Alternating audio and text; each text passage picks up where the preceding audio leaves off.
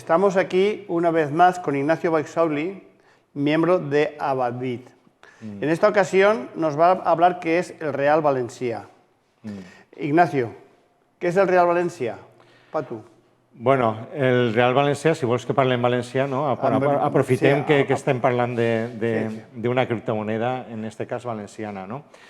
En principi, el Real Valencià va eixir perquè, bueno, en la possibilitat d'emetre criptomonedes en la tecnologia blockchain, ¿no? Entonces, era una forma de revivir la histórica moneda valenciana que va crear el rei Jaume I i que va ser un anhelo molt important i que li va costar de treure, és a dir, es va convertir quasi en una obsessió per a ell i li va costar molt. Entonces, una vegada se va crear, històricament, va perviure moltíssims anys, segles, no recordo ara quants, però molt de temps. Entonces, això n'hi havia que recuperar-ho com siga, no? Això volia dir-te jo, què podem fer per a recuperar-lo de nosaltres, el que és el Real Valencià? Què podem fer per a que això tingui otra vegada l'esplendor que va tindre en l'època de Jaume I? Bueno, a lo millor no t'agrada el que te vaig a dir, però tindre un estat propi valencià, perquè per a tindre una moneda pròpia, avui en dia, tu saps que en Espanya tenim l'euro, l'euro és una moneda comú i no n'hi ha cap altra moneda de curs legal en tota Espanya.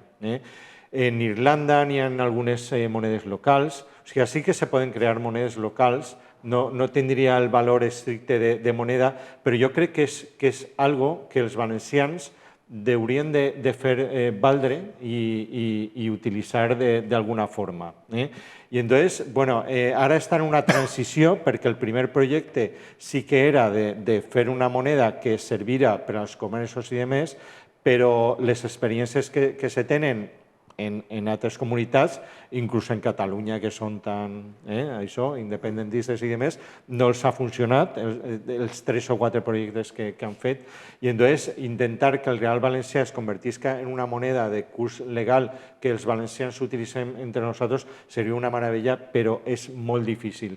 Entonces se pot crear com un valor per a financiar projectes propis, això sí. I és la transició que estem fent ara mateix. A veure, jo crec que se pot fer una criptomoneda del Real Valencià? Sí, bueno, de fet està creada. I poder treballar en aquesta moneda en vez d'un bitcoin? Sí, per supost que sí. I bueno, de fet està creada.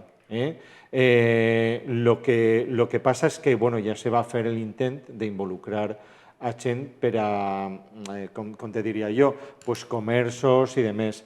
A lo millor algú té una idea, parla amb mi, es fica en contacte amb mi i podem ficar el projecte en marxa si els interessa, que per a això serveix la televisió i els mitjans de comunicació per a que sorgeixen sinergies i se puguen crear projectes importants.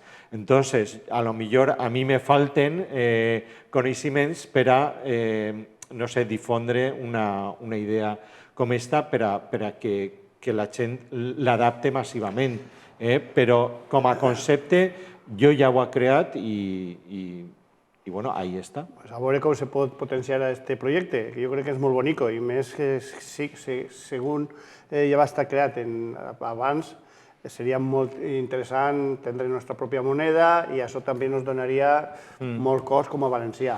Mira, per a mi el Real Valencià té un valor tan important com este d'ací, la senyera, la nostra senyera, la llengua valenciana, el nostre territori, vull dir que és un símbol dels valencians que tenim que recuperar, no tindrem la històrica moneda acunyada i demés, però és que el temps actual el que va és als diners digitals i, bueno, això és una oportunitat impressionant, no? A veure si aquest projecte té bon recorregut, Sí. podem fer-ho. Molt bé. Entre tots, a veure, anem a potenciar-ho. Ojalà, ja dic que jo faig un llamament, no? Un cridament, perdoneu el meu valencià, a la gent per a que, bueno, si algú té alguna idea o vol col·laborar, doncs per supost que estem oberts. Molt bé, a veure si tenim... Bueno, gràcies, Manolo. Hasta l'altra. Vinga, hasta l'altra. Adéu.